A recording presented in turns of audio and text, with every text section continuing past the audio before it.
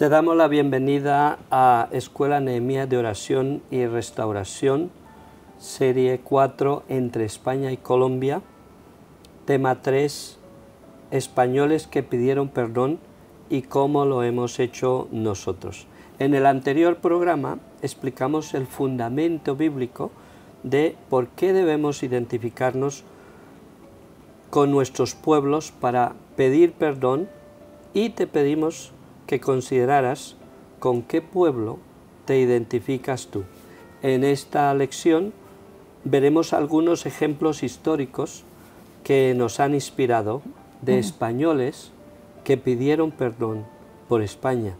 Explicaremos por qué y cómo lo hemos hecho nosotros, y te invitaremos a que consideres cómo puedes hacerlo tú.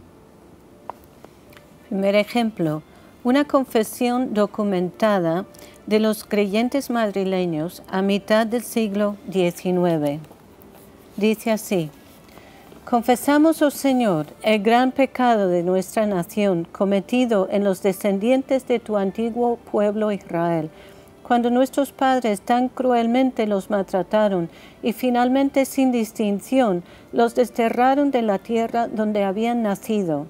Perdona esa crueldad, oh Señor, porque de ella nos arrepentimos.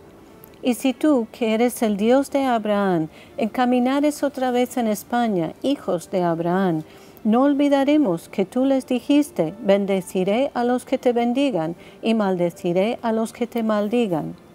Confesamos también que nuestra nación pecó en su proceder contra los moros, porque celebrando con ellos tratados afianzados en juramentos, en los que se tomó en boca tu santo nombre y el de nuestro Redentor Jesucristo, quebrantaron nuestros padres aquellos juramentos y se condujeron cruelmente con los subyugados mahometanos. Y por último, en un solo día expulsaron millares de sus hijos. Grandísimo fue también el pecado de nuestro país en el modo y objeto de la conquista de las Américas. Y no menos grande el daño cometido contra los africanos por el tráfico horrible de esclavos. Perdona ambos pecados, oh Señor, y haz que el de la esclavitud desaparezca cuanto antes de los dominios españoles y de toda la tierra. Maravillosa confesión de los cristianos protestantes madrileños de mitad del siglo XIX, enmarcando todas estas relaciones de España con los pueblos con quienes ha tenido relación. El segundo ejemplo, Fray Bartolomé de las Casas y su férrea lucha por los indios. Primeramente decir que en base a esta confesión que acabamos de escuchar, nosotros escribimos una petición de perdón de parte de España para Colombia y sus comunidades indígenas y negras, y la usamos en más de 40 actos de reconciliación en los 10 días que duró el primer Festival Internacional por la Paz de Colombia en las Navidades de 1999. Esta confesión está relacionada con la que otro español muy conocido había hecho 4 siglos antes. Fray Bartolomé de las Casas, en su relato titulado Brevísima relación de la destrucción de las Indias,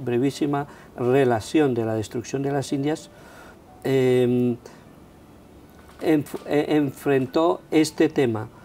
Y Bartolomé de las Casas, un breve reseña, nació el 24 de agosto de 1484 en Triana, Sevilla.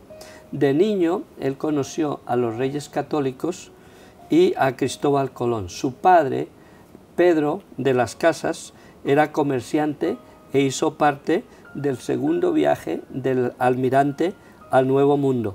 En 1499, Colón entregó como regalo al padre de Bartolomé un indio para su servicio, y ese fue el primer contacto de Bartolomé con los indios. En su momento, él también viajó a las Indias y también se convirtió en un encomendero una persona que esclavizó a los indígenas, pero tuvo un punto de conversión y se convirtió en el mayor de sus defensores.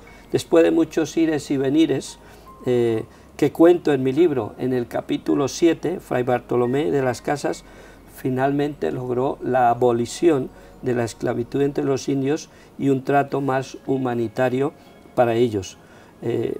Porque aunque renunció a su obispado, él fue obispo dominico, continuó con su labor de defensa de los indios hasta su muerte. De ahí la portada de mi libro.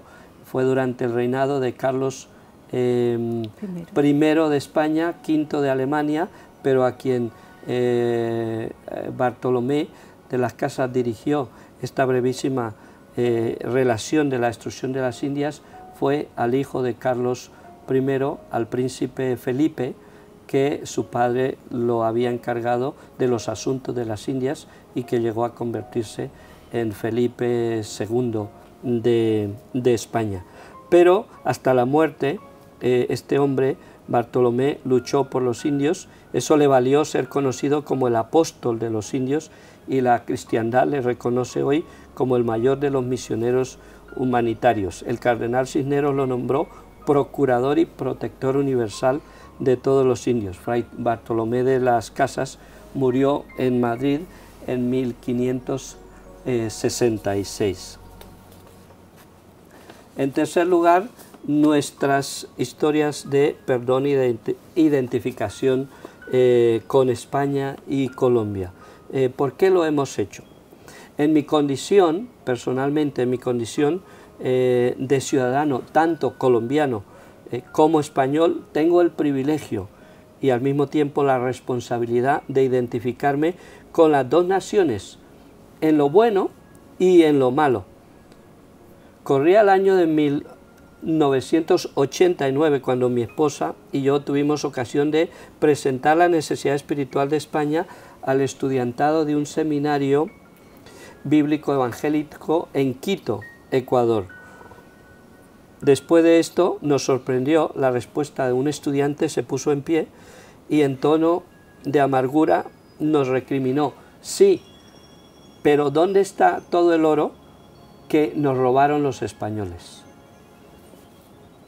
Hace algún tiempo mi esposa y yo participábamos en un retiro espiritual con una congregación evangélica en la costa mediterránea, en España, donde nosotros impartíamos la enseñanza.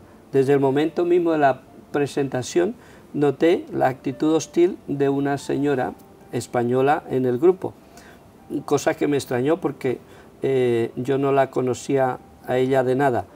Pero después, hablando con esta mujer, entendí que la razón de su actitud negativa hacia mí era por el hecho de yo ser colombiano y porque ella tenía un nieto adicto a la cocaína. Ahora bien, yo nunca he consumido cocaína ni he traficado con cocaína. Sin embargo, yo pude identificarme con el pecado de mi nación de origen, con Colombia, pedirle perdón a ella por ese dolor y hacer causa común a favor de su nieto que estaba preso de esta adicción. Recuerdo un día, las Navidades de 1999, nuestro primer festival en la ciudad de Cali, que cuando hablé muy brevemente en una congregación, al final de la reunión una señora se acercó y me dijo: yo soy hija de español, pero siento un profundo rencor, resentimiento contra los españoles. ¿Qué estoy diciendo? Que todos estos ejemplos nos ayudan a ver que quizás, aunque no haya una lógica en todas estas dinámicas de reconciliación, de arrepentimiento, de humillación delante de estas personas, pero es el dolor que está ahí y debemos tratar con ello, y podemos identificarnos con nuestros países a favor de esta labor. Esta labor de identificación y de humillación nos ha enseñado que el tiempo no sana las heridas. Es el perdón, el arrepentimiento, la confesión que sana y restaura las almas y los pueblos.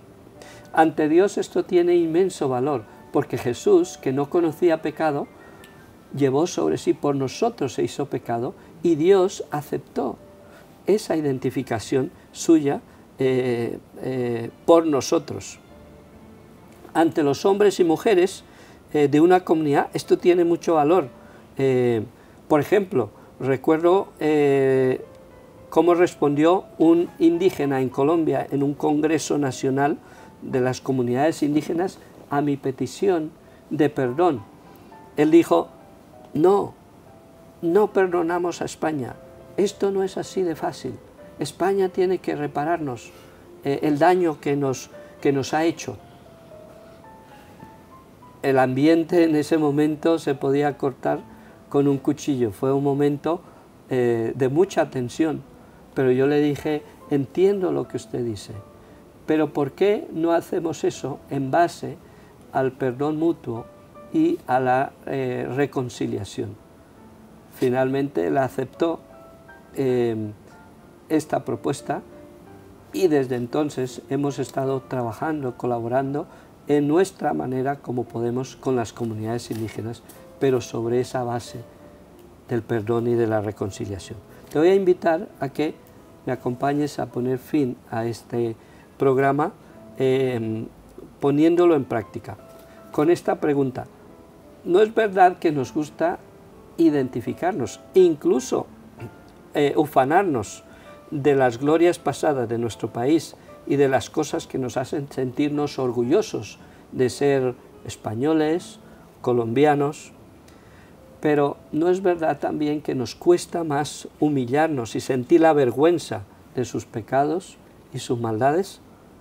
Pero si queremos la bendición de Dios y si queremos la reconciliación con aquellos pueblos dañados, debemos estar dispuestos a pasar por esta humillación, esta vergüenza de tener que pedir perdón ante Dios y ante los hombres. Y este es nuestro reto y desafío para ti. ¿Verdad que no quieres que venga el juicio de Dios sobre tu pueblo, sino que quieres avivamiento, quieres bendición? Pues entonces, ¿por qué no le preguntas con qué pecados, pasados o presentes, impiden esta bendición y cómo puedes tú pedir perdón a Dios y a los ofendidos? Disponte a ponerte en la brecha, como lo hicieron Esdras, Nehemías, el profeta Daniel, el rey David. Te voy a invitar a que hagamos juntos una oración. Muéstranos, Señor, cómo quieres usarnos a los que estamos participando de esta enseñanza. ¿Cómo puedes, Señor, usarnos para sanar nuestra tierra? ¿Cómo y ante quién me pides que me humille para pedir perdón? Señor, no nos importa pasar por la vergüenza, pasar por la humillación. Si esto es bueno, si esto es de ti, estamos dispuestos a hacerlo delante de ti, en intercesión, en oración, en ayuno. Señor, y siempre que tengamos la ocasión con aquellos pueblos, aunque yo no haya cometido el pecado, Señor, pero puedo identificarme con las miserias, los pecados de nuestro pueblo. Gracias, Jesús, porque tú mismo eres un ejemplo, vives para interceder por nosotros, para redimirnos. Enséñame, Señor, a redimir mi tierra y enséñame a identificarme con la miseria de mi pueblo. Gracias, Señor. Te invito a que nos acompañes en la siguiente lección. Te contaremos nuestras historias de reconciliación con las comunidades indígenas en los territorios de conflicto armado en Colombia.